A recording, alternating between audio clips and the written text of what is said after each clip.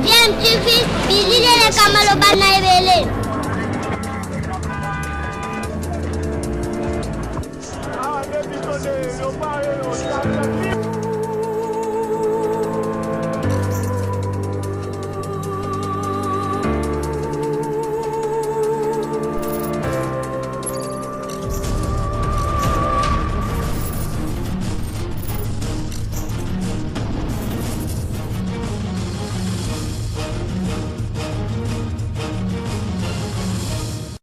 Tu veux toujours un enfant. Vous êtes sur DMTV, bonjour ou bonsoir, cela dépend de l'heure à laquelle vous nous suivez. Tout plaisir est pour nous de vous retrouver et de savoir que vous êtes nombreux en train de suivre votre chaîne YouTube DMTV. DMTV qui vous propose l'actualité, mais vous propose également des analyses et des réflexions sur des sujets d'actualité, des faits sociaux ou tout simplement des réalités que nous observons ici chez nous en République démocratique du Congo. Avant d'aborder le sujet du jour, vous le savez, nous nous sommes donné déjà une habitude ici, celle de vous sensibiliser par rapport à cette pandémie à Covid-19. La deuxième vague qui s'avère être beaucoup plus virulente que la première doit nous pousser en tout cas à adopter un comportement beaucoup plus responsable en respectant notamment des mesures barrières, à nous protéger et protéger les membres de nos familles. Croyez-moi mes frères, croyez-moi mes sœurs, chers compatriotes congolais, la maladie à Covid-19 existe bel et bien et ça tue ici en République démocratique du Congo. Et vous le savez, la prévention reste notre meilleure arme face à cette maladie. L'actualité, c'est aussi les propos jugés offensants du pasteur Marcelo Tounassi. Marcelo Tounassi qui déclarait publiquement, c'était à son église, à l'occasion en tout cas à l'occasion d'un culte où il prêchait en tout cas à son église, où il déclarait que l'église catholique était une salle d'attente pour l'enfer. Et Marcelo Tounassi, comme pour montrer qu'il assumait ses propos, demandait même à qui voulait le faire de publier ses propos sur internet. Et cela n'a pas manqué en tout cas de susciter des vives réactions, puisque cette vidéo avec les propos de Marcelo est devenue tellement virale dans les réseaux sociaux, tellement virale sur internet, que des réactions ont fusé aussi de partout. Beaucoup ne comprennent pas comment un pasteur peut en arriver en tout cas à faire ce genre de propos contre une autre église plutôt chrétienne, alors qu'on ne l'a pas suivi faire des propos par exemple contre des sectes occultes que nous connaissons. Mais pourquoi s'en prend-il à l'église catholique? Mais des réactions que nous avons eu à prendre connaissance, en tout cas parmi, nous avons la réaction d'un abbé, un catholique donc, qui peut être mieux placé pour réagir par rapport à ces propos-là qu'un catholique, un abbé de surcroît. Mais la réaction est venue plutôt de l'intérieur du pays, et cet abbé catholique, abbé Blaise Kanda de l'église, de la paroisse, on va dire la paroisse Notre-Dame de l'Espérance, Amboujimaï, a réagi en tout cas, et c'était aussi lors d'un culte et devant les fidèles catholiques qui étaient bien sûr présents, a répondu à pasteur Marcelo Tounassi. C'est cela que nous voulons vous proposer, et c'est durant quelques minutes qu'il s'est exprimé sur les propos de Marcelo Tounassi qu'il a eu à recadrer en tout cas, et nous allons l'écouter. Ensuite nous allons revenir pour placer un petit mot, donner aussi notre point de vue par rapport à ce débat en tout cas qui défraie la chronique ici en République démocratique du Congo. Je l'ai dit, des réactions continuent en tout cas à fuser de partout. Jusqu'où on ira? Est-ce qu'on ira jusqu'à une plainte qui sera déposée contre le pasteur Marcelo Tounassi, étant donné que la laïcité chez nous est en tout cas prévue par la Constitution, et que la loi protège toutes les religions au même titre, et comment une autre religion peut traiter une autre religion, on va dire sœur, d'être une salle d'attente pour l'enfer, une mauvaise publicité pour l'église catholique qui pourrait peut-être, pourquoi pas, apporter plainte. Et d'ailleurs, l'abbé Blaise Kanda parle même aussi de cet aspect-là d'une éventuelle plainte contre le pasteur Marcelo Tounassi. Je vous propose d'abord de l'écouter, ensuite nous allons nous retrouver pour conclure ce sujet. Je rappelle que vous suivez DMTV, votre chaîne YouTube. Vous n'êtes pas encore abonné, s'il vous plaît, n'attendez plus. Abonnez-vous à cette chaîne et n'oubliez pas d'activer la notification car elle va vous permettre de ne plus rien manquer des prochaines vidéos que nous allons vous proposer ici. Suivons l'abbé Blaise Kanda de la paroisse Notre-Dame de l'Espérance à Mbujimayi. Nous sommes là en tout cas dans le Kasaï et nous nous retrouvons tout de suite après. L'église catholique, c'est une salle d'entente pour aller en enfer. Ah oui? Ah oui? Mettez ça sur internet, je l'ai dit. Les catholiques parfois sont complexés pour rien. Catholique, quand tu entends un pasteur parler avec morgue, avec suffisance, avec orgueil, prends seulement ses autres enseignements qu'il prêche dans son église et tu verras qu'il y a des péchés qu'il condamne auprès des siens et que toi peut-être tu ne commets pas. Tu peux avoir seulement l'illusion que, comme tel pasteur a dit que l'église catholique est la salle d'attente de l'enfer, donc chez lui c'est parfait. Non! Nous connaissons les gens qui prient là-bas. Nous les côtoyons. Ils ne sont pas tous saints. Nous les côtoyons. Le pasteur lui-même, à le regarder seulement, vous voyez que c'est un pécheur. Quand il parle de la Vierge Marie, la façon dont ses yeux sortent, vous voyez que c'est un haineux. C'est de la haine.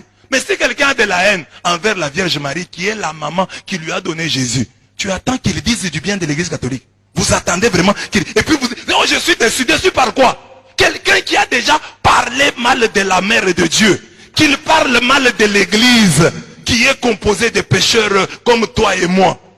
Comment tu peux t'étonner? La Vierge pure, la pleine de grâce, il en parle avec légèreté. Celle que l'ange est venu saluer, celle que l'ange a appelée, comblée de grâce. La suite de la bande, il critique la certitude de l'ange à la Vierge Marie en prière. Ça la critique.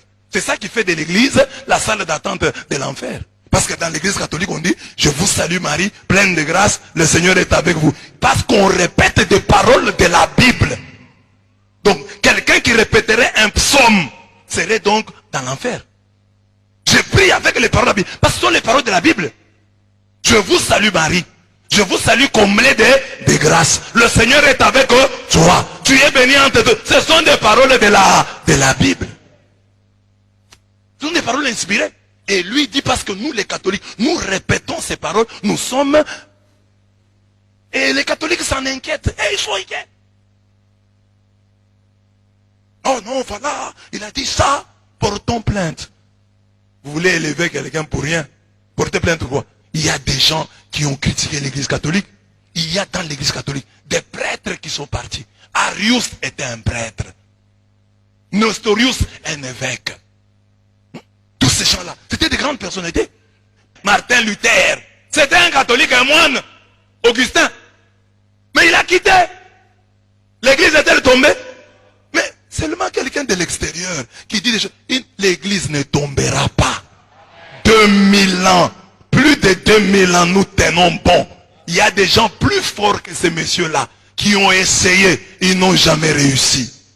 On dit même que Napoléon aurait dit à un cardinal, dit, je vais détruire votre église. Et le cardinal lui a répondu, vous n'y arriverez pas. Parce que nous-mêmes les cardinaux, nous faisons tout pour la détruire et nous n'y arrivons pas. Tu ne détruiras pas l'œuvre de Dieu. La Bible dit, tu es pierre et sur cette pierre, je bâtirai mon église. Mon église. Pas l'église de la compassion. Parce que l'église de la compassion, tout le monde sait que c'est l'église de tel. Mais l'église catholique appartient à qui? Appartient à qui? Mais vous savez que cette église-là n'a pas d'avenir. Si ce monsieur-là meurt, il y aura division. Il y aura compassion 1, compassion 2, compassion 3, compassion 4, 5, 6, 7, 8 et 20. Mais l'église catholique, le pape François peut mourir. L'église catholique sera là. Une sainte, catholique et apostolique. Nous vous donnons le temps. Les branhamistes sont venus ici. Ils ont fait beaucoup de bruit. Aujourd'hui, où sont-ils? Ils l'ont fermé. Ils l'ont fermé. Parce qu'il y a autant de branhamisme qu'il y a des cheveux sur ma tête. Non, pas sur ma tête, parce que moi, j'en ai perdu. Sur la tête d'un jeune de 12 ans. Amen. Ceux-ci disent Branham est un ange. Ceux-ci Branham est un Dieu. Ils sont venus ici parler. Aujourd'hui, ils l'ont fermé. On n'entend même plus leur voix. Ils n'entendent plus leur voix. On ne buvait plus de l'eau. Branham a dit, Branham a dit. Aujourd'hui, il y a un ancien branhamiste qui est devenu lui-même prophète. Kakou Philippe. Il dit que c'est lui maintenant. C'est plus Branham. Baruch il dit que... Oh bon, enfin je le cite. Je ne voulais pas citer les gens, mais je le cite. Baruch il dit qu'il y a un ciel en Lingala et c'est lui le responsable. Du ciel en Lingala. Le ciel de l'Ingalaphone. Ils ignorent que déjà à la Pentecôte, on parlait dans une langue et tout le monde pouvait vous entendre. Au ciel, tu parleras en lingala et les Anglais t'entendront. Tu parleras en français et les Balouva entendront. Parce qu'au ciel, nous aurons un seul chef, et nous serons un seul peuple. Nous n'aurons qu'une seule langue, la langue de l'amour. C'est de l'usurpation. Ils devaient prendre le ciel en Swahili. Parce qu'en lingala, il y a quelqu'un d'autre. Il y a des pasteurs là, les Bangala. Mais c'est quelle conception du ciel? Vous comprenez la conception du ciel? Un ciel en lingala. Laissons-les, chers catholiques. Arius est venu, il a parlé. Oh, Jésus n'est pas Dieu. Aujourd'hui, dans le monde entier, qui connaît Arius? Il faut que je vous prêche pour que vous puissiez le connaître. Arius a été oublié. Nestorius s'est levé. Oh, Marie n'est pas la mère de Dieu. L'histoire a effacé Nestorius. Nous sommes là depuis 2000 ans. On critique l'église. Que d'accusations! Oh, les prêtres, on les met dans une malle, on va les laisser chez les sœurs. Oh, les prêtres vont au cimetière. Malgré tout cela, l'église catholique tient bon. Tu vas en Afghanistan, tu trouveras des gens en train de faire le signe de croix. Tu vas au Koweït, tu trouveras des gens en train de faire le signe de croix. Malgré les critiques. C'est sur l'église catholique que cette parole s'accomplit. Ils vous feront la guerre, mais ils ne vous vaincront pas. Toi, par exemple, tu es l'église, la compassion. Pour que on te connaisse, il faut que tu parles comme tu as parlé là. Il faut que tu parles. Nous, on nous connaît. Nous étions là. Le nom que tu portes, c'est le nom de la Bible. Pêcheur en eau trouble. Pêcheur d'aquarium. Il y a dans le monde des grands pêcheurs. Va un peu prêcher en Arabie Saoudite.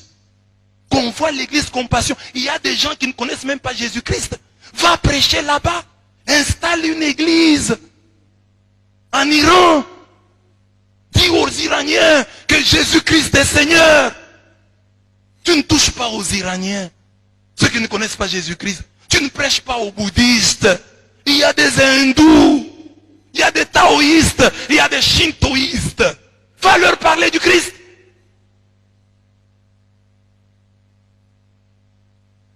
On ne t'a jamais entendu parler des shintoïstes, et des bouddhistes, et des taoïstes, et des hindous. Seulement les catholiques, ceux qui t'ont donné la Bible.